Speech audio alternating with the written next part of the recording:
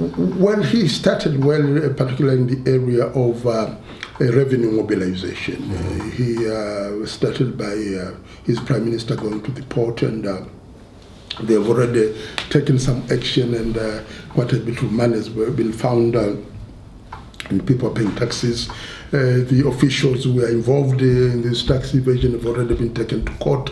So in terms of revenue collection, if they continue with this particular tempo, and is appointed Dr. Philip Mpango as the acting commissioner. This guy was the secretary of the planning commission, and I know he was my student at the University of Dar es Salaam. He's quite a capable person and an upright person, and so it is possible to increase revenue collection, and they talk about establishing special courts to fight corruption. So there is a possibility if we keeps on this particular message and take the necessary action, there will be some move towards reducing corrupt practices.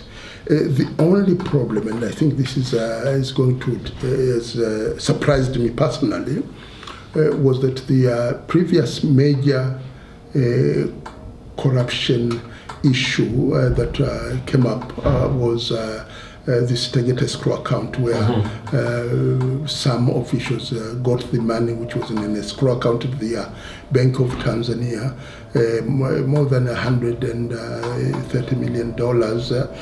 This was supposed to be money which should have returned to TANESCO, to the government, and the Controller and the Auditor General made a report that stated categorically that there were some tax evasion, there were some documents that were forged documents in the whole process. In fact, there was supposed to be a purchase of payment of $6 million, but when they presented it to the Tanzania Revenue Authority, they said the purchase is in for 6 million shillings.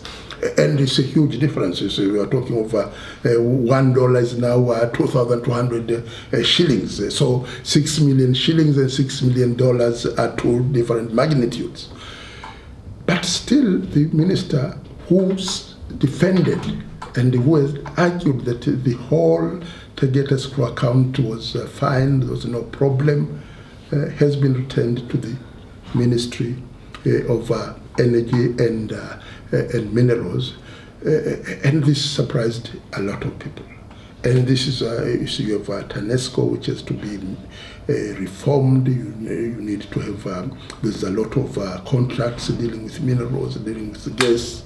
For someone who was accused in Parliament, and the Parliament had resolution, including that the people who were involved, these ministers, have to step down. Therefore, disciplinary measures have to be taken against them, that the investigations to continue, and people who were involved in any kind of criminal activity should be taken to court.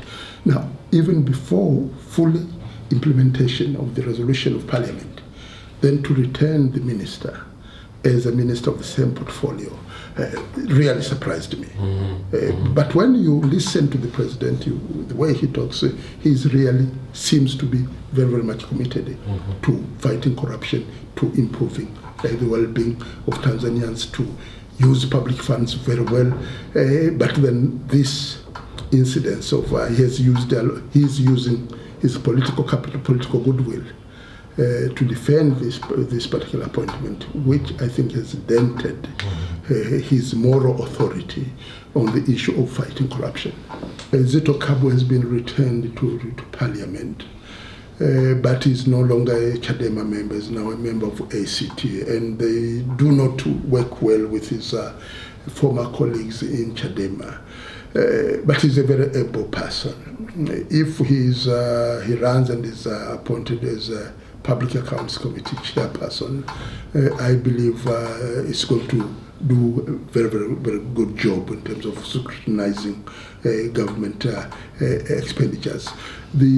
Also the Controller and Auditor General, the new Controller and Auditor General, is also a very, very able person.